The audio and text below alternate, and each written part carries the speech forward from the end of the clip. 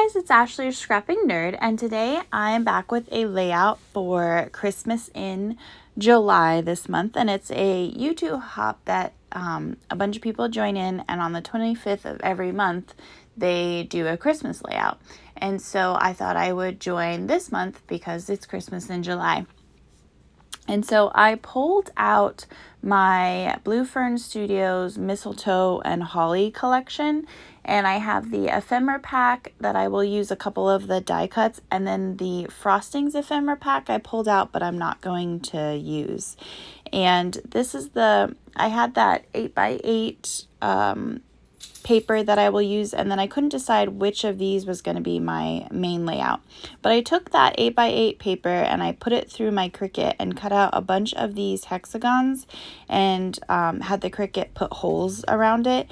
And then I stitched around every single one of them with some red DMC floss, and then I taped them together on the back to create a Christmas tree. And I wanted it to kind of look like a quilted Christmas tree was kind of the idea. It took me forever to stitch around each of the hexagons, but I like how my tree turned out. But the mistletoe and holly is beautiful paper, but it's very busy, and so I didn't want to take my tree that I cut out of the busy paper and put it on top of another busy paper. So first I put the tree on a piece of green cardstock that I've had in my stash forever, and it was like green polka dots or raised polka dots. It probably was like Recollections or Paper Studio, something like that. Maybe even, I forget what Joanne's collection is, but I glued it to that one, and then I fussy cut around it just to give it a green border to have that level of separation between the busy paper of the tree and the background. And I will end up going with the kind of cream postcard 12 by 12 piece of paper for my background, just because it was a little less busy to help with the separation of my tree. And I love this. I think it's really cute. I love all of the the vintage look to it. But I'm going to take my Christmas tree, and then I'm going to use some ground espresso and distress oxide, and just also ink the edges of the tree. Like I said, I did a lot on this layout to try to help separate my tree from the background paper, because I always get a little intimidated when the background paper is so busy. Since I am a more scrapbooker, I like to put a lot of ephemera on my pages, and so sometimes it's a little difficult to do so when the paper's busy. And then, here I cut out a tree out of the busy paper and I wanted to add ephemera, and so I try to do a bunch of things to help differentiate those two elements.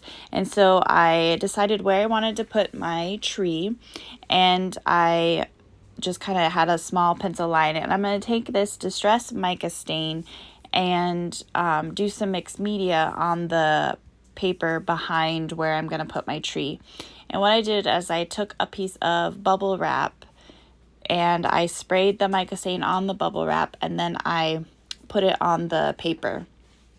And I just went over the outline to where where I thought the tree would go. Where I marked that the tree would go. And I really like using the bubble wrap because it's not just kind of a blob of the distress stain. It has these bubbles from the bubble wrap. And so I really like how that looked. And then with the mica stain, it's got that shimmer to it. And I think that also adds the extra element of separating the background from the tree, is this shininess to it. And I wanted to put some up in the corner because I wasn't sure if I was going to do ephemera up there or put my photo up there, but I knew I was going to have something. And then I just used some of the excess and put it around. And I think that really helped. So while I set that aside to dry, I wanted to work on my photo. And it's a photo of me and my husband and my father-in-law in front of the Christmas tree. And so I took that scrap of the green polka dot that I fussy cut the tree out of to do the first photo mat of my photo. And the funny thing is, the very bottom left corner, it wasn't enough to cover that. So then I cut and like piecemealed together this photo mat, and I left it in so you could see how I just pieced it together, and you really couldn't tell.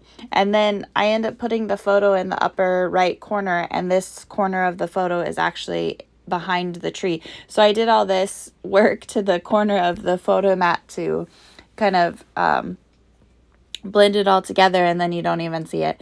But I then took that ground espresso and I inked that, and I went in my stash and just found this kind of red wood grain paper, and I backed the photo again. Just another way of trying to make sure that my back 12 by 12 layout isn't overpowering the things that are on my layout. And I did use that little piece of wood grain scrap that I showed you in the beginning to create the little tree stump at the bottom of my tree. And I did use the ground espresso. Of course, I inked everything on this page in the ground espresso to have it pop. So I am using my heat gun just to dry the background, and then I pulled in some of that Ponderosa Pines by Lindy's Starburst spray, and just sprinkled some on the background, again, just to add some more interest to that 12 by 12 layout. And since I worked on my tree forever, and I love how it turned out, I wanted it to kind of pop up off the page. So I'm pulling in my foam to put on the back. And I know you guys have heard me complain that I grabbed the wrong stack of the fun foam. And so it's not adhesive on one side. So I just have to glue the one side, and it agitates me. And it'll take me years to get through all that fun foam. So I'll be continuing to complain about that. But I then had this Merry Christmas die cut that I got in the Christmas swap in Ginger's Corners, and you saw I pulled this one out, and then I had one that just said Merry Christmas, and I decided to use the ornament one and put it in the middle of my tree. I had thought about putting on the layout, or the behind the tree or in the corner or something, but again, I think it was hard to see it with that paper, so I really like it being kind of front center on my tree. And then I'm just going to pull in some ephemera. I don't know why, but I really wanted to put this deer at the bottom of the tree. So I put him there, and I did put this present kind of at the corner of the photo, because the way the photo was taken, you can see like the coffee table in that corner, and it's kind of distracting. So I thought, well, I'll just put this pretty present there. But that's a layout, guys.